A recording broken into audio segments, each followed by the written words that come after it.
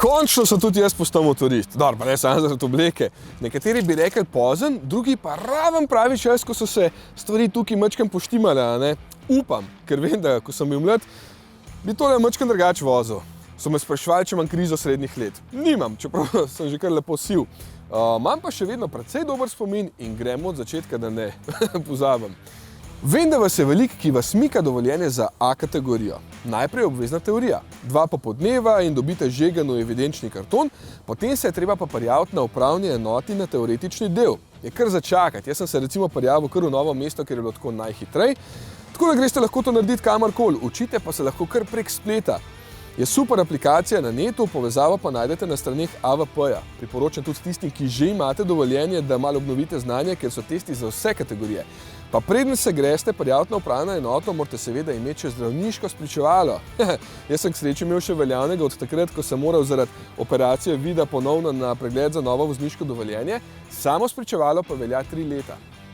Šele potem pridejo na vrsto vožnje, minimalno 20 ur, za kar pa seveda rabite primerno opremo in meni so recimo svetovali tukaj pri TC Motoshopu.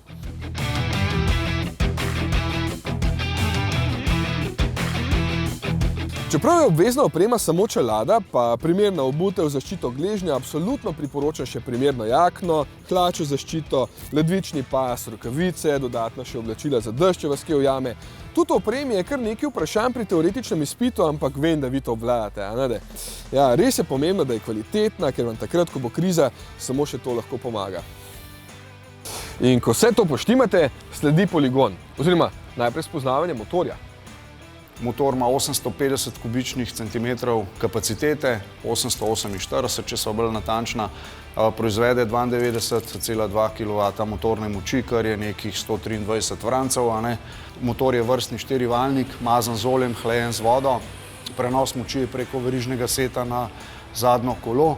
Motor je obut v Dunlopove Road Smart pnevmatike in sicer dimenzije spredaj 120/70, zadaj 180/55 in sicer 17-palčna platišča imava. Motor je upremljen od spredaj z dvojno disk zavoro z ABS sistemom, od zadaj imava enojno disk zavoro z ABS sistemom.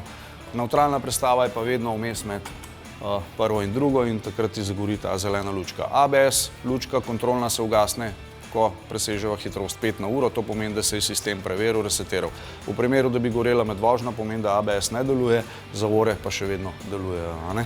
Levo imava ročico sklopke, tukaj imava opozorilno luč, se pravi blendo, dolge, kratke luči, smerne utripalke, ki jih ne smeva pozabiti ugasniti, kadar prideva iz križišča, se pravi s pritiskom na noter, varnostne utripalke, pa zvočen opozorilen znak.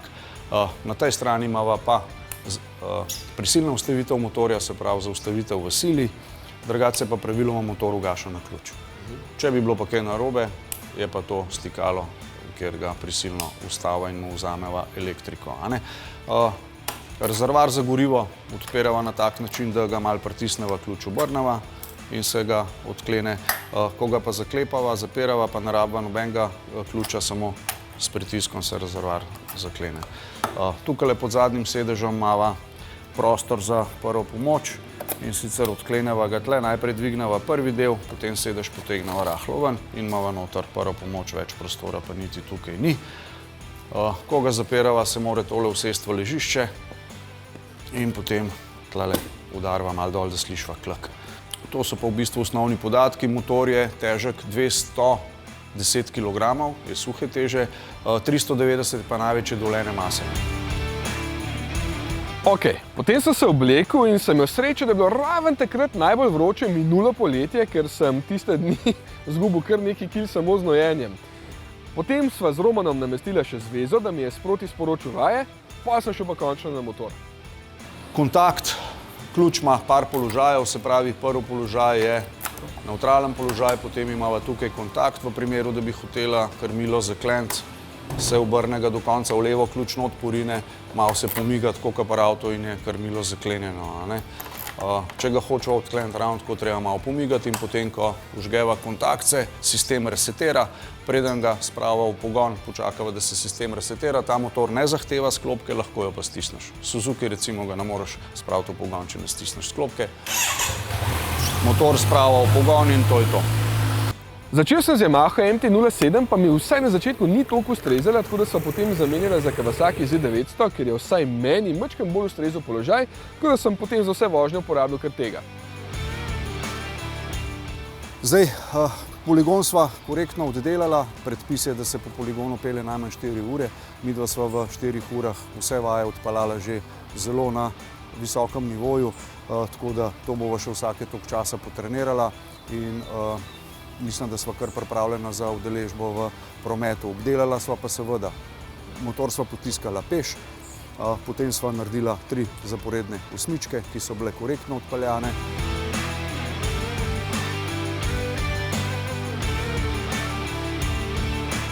Potem je bilo sestopanje, tukaj bova mogla še malo trenirati uporabo zavore, ker sva malo pregroba včasih.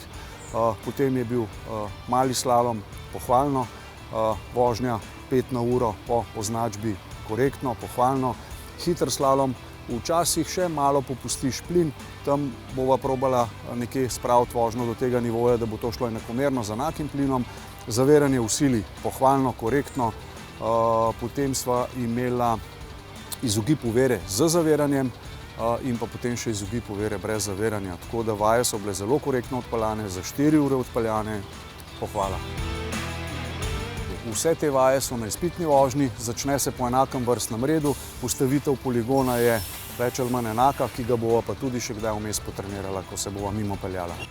Tako, poligon obdelan, da sem šel lahko potem na cesto, še zdajleč pa z njim nisem zaključil, ker sem ga moral dobro natrenirati za izpitno vožnjo. Ja, najbolj tečna stvar, vsaj meni, ampak kot sem hitro spoznal, nujna, ker brez da obvladaš motor že tam, nimaš kaj iskati na cesti.